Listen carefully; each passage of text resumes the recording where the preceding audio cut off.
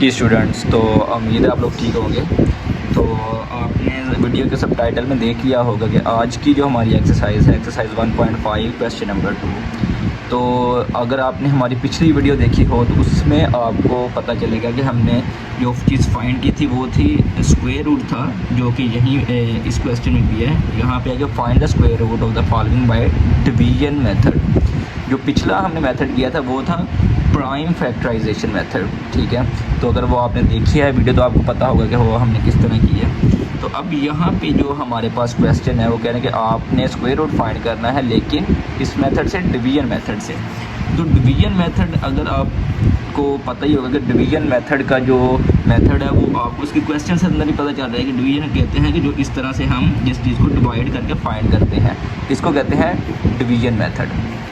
तो अभी जो हमारे पास फर्स्ट वैल्यू है वो है 13 and 69, यानी कि 1369।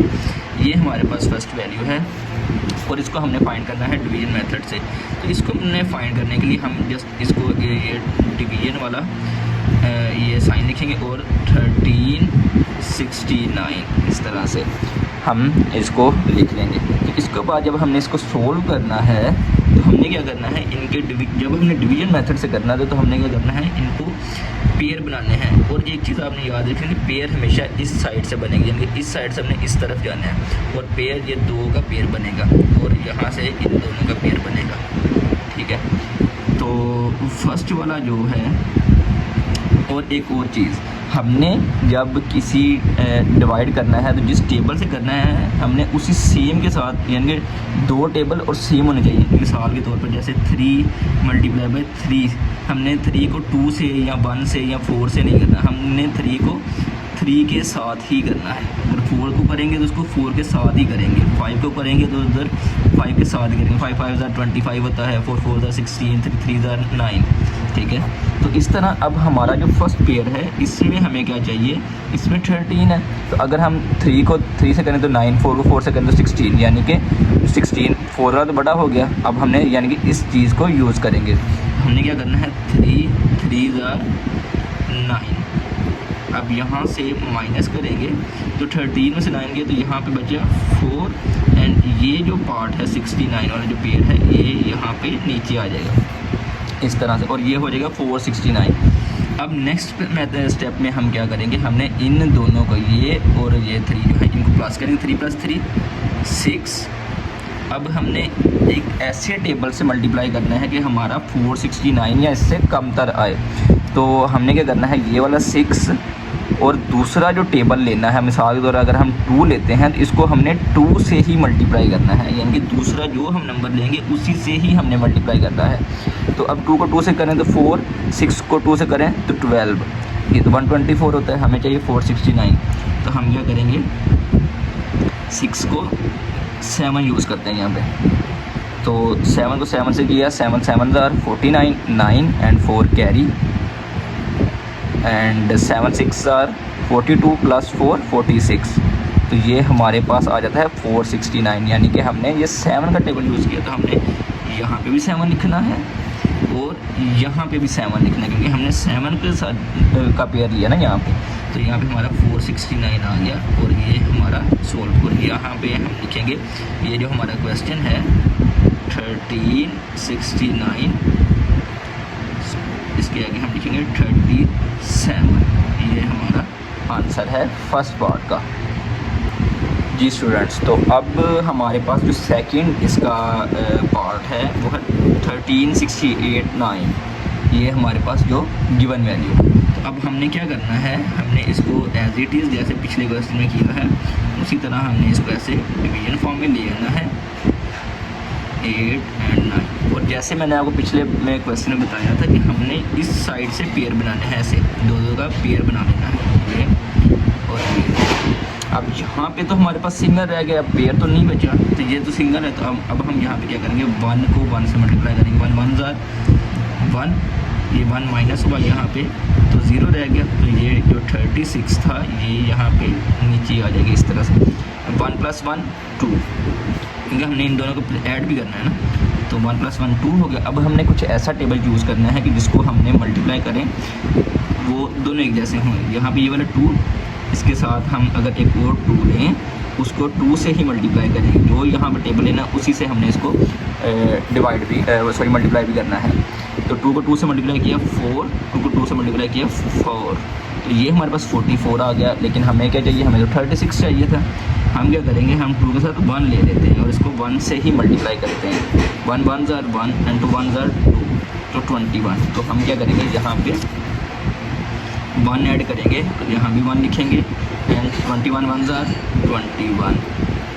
अब यहाँ पे माइनस करेंगे 36 माइनस 21, तो यहाँ पे 15 बचता है। और 89 जो है हमारे पास, वो हम उसको ऐसे नीचे लिख लेंगे। अब हम क्या करेंगे, अब ये वाला 1 और ये वाला 2 तो एज इट इज़ नीचे लिखा जाएगा, और ये वाला 1 और ये वाला 1 ऐड हो गया तो ये 2 बन जाएगा। अब हमने कुछ ऐसा टेबल चूज़ करना है कि यहाँ हमारा 1589 आए, या इसके जो है इसके बराबर आए या इससे कम आए, ठीक है। तो अब हमें 1589 के लिए ये वाला 22 जो है, ये हमने एज इट इज़ यहाँ पे लिखा। इसके साथ हमने एक ऐसा टेबल चूज़ करना है जिसके साथ उसको मल्टीप्लाई करें। तो अगर हम इसको 6 के साथ करें, ये 6 लिया, तो यहाँ पे हमने मल्टीप्लाई भी 6 से ही करना है। 6 6 ज़ार 36, तो 6 यहाँ पे आया, तो 6 यहाँ पे आया, तो यहाँ पे 3 कैरी हो जाएगा। 6 2 ज़ार 12 एंड 3 15, 5 एंड 1 यहाँ पे कैरी, 6 2 ज़ार 12 एंड 1 30।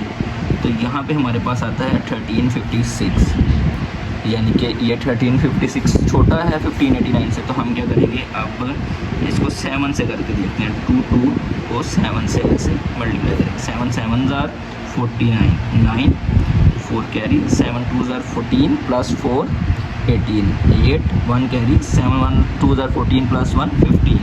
तो ये हमारा 1589 इसके बराबर आ गया। तो हम क्या करेंगे, यहाँ पे 7 को ऐड करेंगे, यहाँ पे 7 एंड 1589। तो ये हमारा सारा सोल्व हो गया। तो हमने क्या करना है, इस क्वेश्चन को दोबारा से नीचे लिखेंगे, जो कि है 13689 इज इक्वल टू 117 आंसर। जी स्टूडेंट्स, तो अब हमारे पास जो थर्ड पार्ट है वो है 50625। तो इसको भी हमने क्या करना है, इसी तरह से हमने डिवीजन मेथड में करना है। तो 50625 इस तरह से हम इसको लिख लेंगे, और इस साइड से हमने इनका पेयर बनाना है। ये भी पेयर बन गया, ये भी पेयर बन गया, ये सिंगल आ गया 5। तो अब हम कौन सा टेबल चूज़ करेंगे, ऐसा टेबल जिसको वो सेम होना चाहिए, उसको मल्टीप्लाई करें 5 या 5 से कम आएगा। अगर हम 2 को 2 से मल्टीप्लाई करें, 2 2 ज़ार 4, ठीक है। अगर 3 को करते हैं, 3 3 ज़ार 9 हो जाता है। तो हमने फिर क्या करेंगे, 2 ही यूज़ करेंगे यहाँ पे।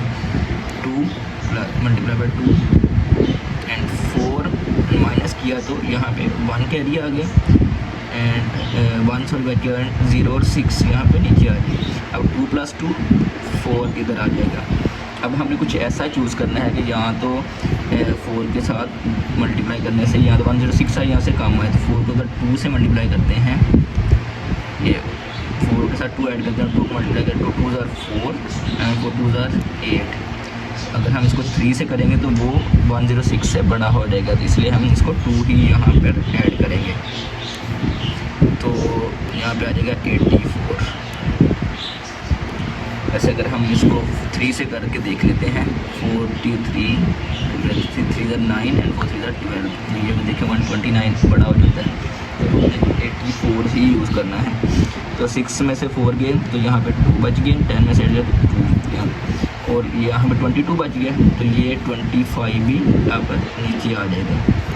अब ये वाला 4 एज इट इज़ आ गया, ये 2 और 2 ये भी 4 हो गया। अब यहाँ पे हमें ऐसे टेबल के साथ करना है कि जो हमारे इसके बराबर आए या इससे कम आए।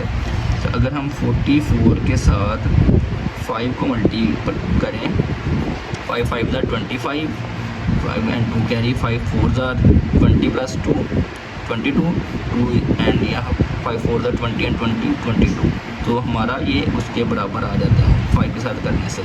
तो यहाँ पे हम इसको इस तरह से लिख के 2 2 2 5, तो हमारा आंसर यहाँ पे 225। तो ये इसको इस तरह लिखेंगे 50625 इज इक्वल टू 225 आंसर। ये हमारा इस तरह से आंसर आ जाता है जी स्टूडेंट्स। तो अब जो हमारे पास नेक्स्ट एंड लास्ट पार्ट है वो है 10, 30 एंड 41। तो इधर हम क्या करेंगे, इसको भी सेम हमने डिवीजन मेथड से ही करना है। तो इसको भी हम इस तरह लिख लेते हैं 10, 30 एंड 41। तो 41। तो इसका अब हम इस तरह से ये पेयर, ये वाला पेयर बन गया, ये पेयर बन गया और ये भी पेयर बन गया। तो यहाँ पे अगर हम इसको 3 के साथ करें, 3 3 9 होता है, तो हम यहाँ पे 3 को यूज़ करेंगे। 3 3 9 एंड 10 माइनस 9, तो यहाँ पे 1 बचा एंड यहाँ पे 30 को हम नीचे इस तरह से लिख लेंगे। तो हमें 130 चाहिए। 3 + 3 तो ये 6 हो जाता है। तो 6 के साथ अगर हम 2 ऐड करें तो 2 * 4 एंड 6 * 2 = 12, तो ये 124 हो जाता है। तो हम जो कि इसके बहुत करीब है, हम 2 को ही यूज़ करेंगे।